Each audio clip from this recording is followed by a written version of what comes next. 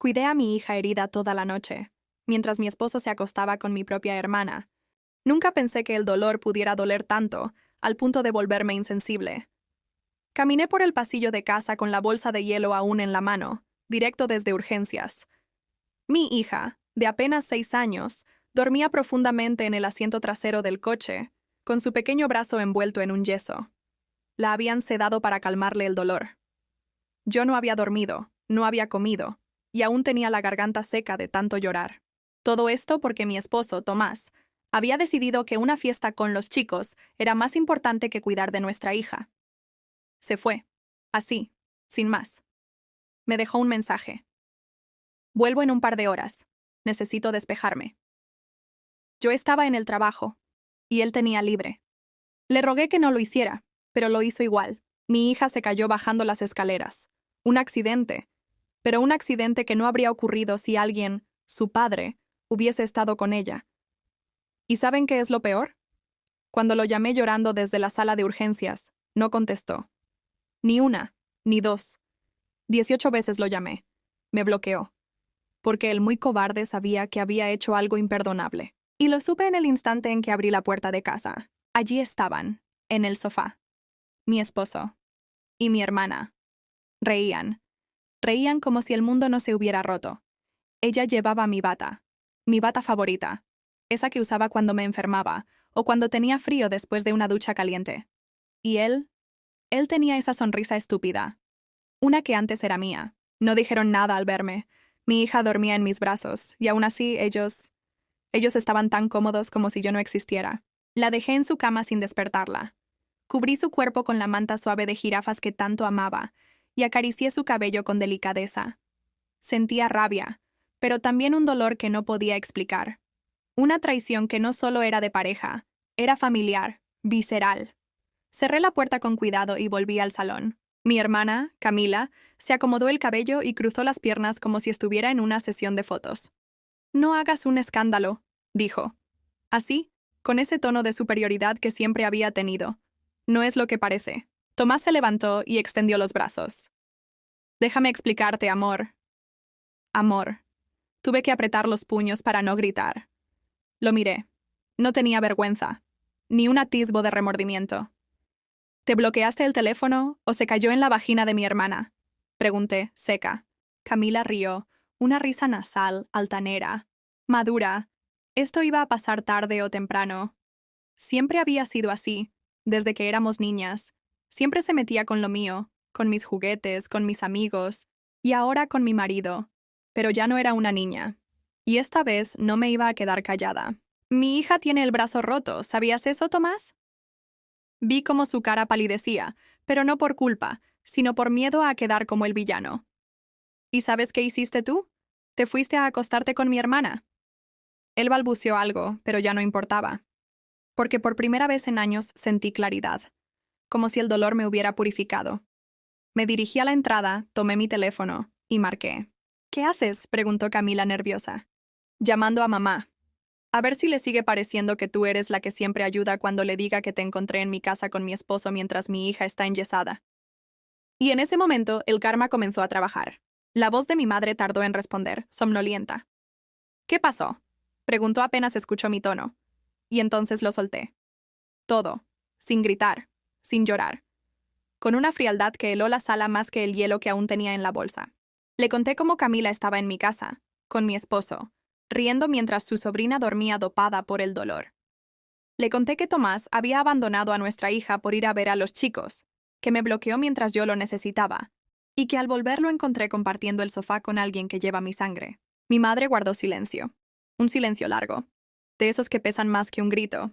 Al final solo dijo, voy para allá. Colgué. Tomás comenzó a hablar, a suplicar. Pero cada palabra que decía solo cavaba más su tumba. No fue planeado. Estábamos tomando algo y... pasó. ¿Y lo del bloqueo? ¿También pasó? Camila ya no se reía. Sabía que mamá no iba a protegerla esta vez, porque si algo le dolía a mi madre más que cualquier otra cosa, era ver sufrir a su nieta. Ustedes dos van a salir de mi casa ahora mismo, les dije. Y si quieren hablar con abogados, lo harán desde afuera, porque esta vez no me voy a quebrar. La única que se rompió aquí fue mi hija, y ustedes no merecen ni verla. Tomás intentó negarse, pero cuando escuchó que llamaba a la policía para reportar una invasión de domicilio, recogió sus cosas como un ladrón atrapado en plena faena. Camila. Ella me miró con odio. Porque la derroté sin levantar un dedo, solo diciendo la verdad. Siempre fuiste una mártir, murmuró. Y tú siempre fuiste una sombra que quiso robar mi luz, le respondí. Cerré la puerta con fuerza. El sonido de la cerradura fue música. 1 hora después, mi madre llegó. La recibí en silencio. Entró con el ceño fruncido, pero al ver a su nieta dormida, con el brazo enyesado y el rostro sereno, se le quebró algo por dentro. Se arrodilló junto a la cama y la besó en la frente. Cuando volvió al salón, sus ojos estaban rojos. Cuéntamelo otra vez, todo. Lo hice, detalladamente, sin omitir una sola palabra, no por crueldad, sino porque necesitaba que lo entendiera sin lugar a dudas, porque toda la vida había justificado a Camila, le había limpiado los errores, le había dado excusas. Pero esta vez no había excusa que sirviera. ¿Y Tomás? Preguntó. Se fue con ella. A saber a dónde. No me interesa, dije. Y era verdad. Por primera vez en años, no me dolía imaginarlo lejos. Me aliviaba. Mi madre se quedó en silencio un momento. Luego, con voz firme, dijo: «Te vas a quedar en esta casa, voy a ayudarte. Y ellos no van a volver a cruzar esa puerta». Me quedé mirándola, sorprendida. Porque por fin, por primera vez en mucho tiempo me creía. Me defendía. Pasaron los días. Tomás intentó comunicarse. No por remordimiento, sino porque, al parecer, Camila no era tan divertida cuando ya no había nadie a quien dañar juntas. Me envió mensajes pidiendo perdón, rogando una oportunidad. Me habló de nuestra hija, de la familia. Respondí una sola vez. Tu familia está aquí, con el brazo roto, y tú la dejaste sola. No me busques más. Bloqueado. Camila, por su parte, desapareció de las redes. Según supe, fue despedida de su trabajo por un escándalo en la oficina. El karma, con retraso, también había llegado para ella. Y yo empecé a sanar. No porque lo olvidara, sino porque por fin entendí que merecía algo mejor. Que mi hija merecía algo mejor. Y ese fue el primer día de nuestra nueva vida. No fue fácil. No lo fue nunca. Había mañanas en las que me despertaba con lágrimas secas en la cara, como si mi cuerpo llorara mientras yo dormía. Otras veces me encontraba hablando sola, ensayando respuestas que jamás llegaría a dar. Pero lo enfrenté. Con cada desayuno que preparaba para mi hija, con cada abrazo que le daba antes de ir a dormir, reconstruía lo que el engaño intentó destruir. A los pocos meses comencé terapia.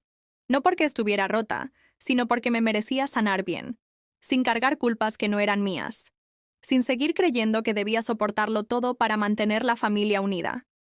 Tomás volvió a intentarlo. Una carta, manuscrita. Un intento patético de parecer sincero. Decía que me amaba, que todo fue un error, que extrañaba a nuestra hija. Esa carta la guardé.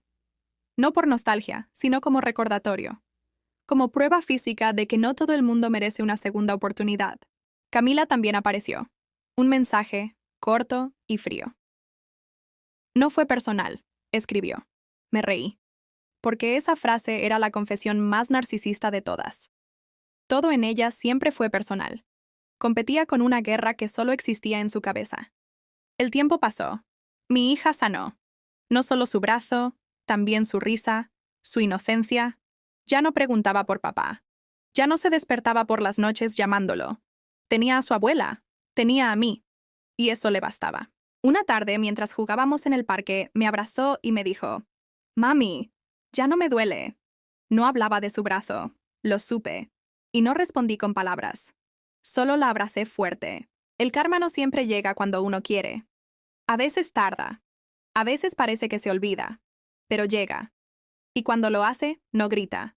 Solo pone a cada quien en el lugar que le corresponde. Y a nosotras, nos devolvió la paz. Y si esta historia te tocó el corazón, te hizo reflexionar o simplemente no pudiste dejar de escuchar, no olvides suscribirte a Vox Online. Aquí encontrarás más relatos reales, crudos y sin filtros, como este. Dale like, comparte y activa la campanita para que el algoritmo no te robe las próximas historias. Nos vemos en el siguiente video. Esto es Vox Online. Tu historia también puede ser contada.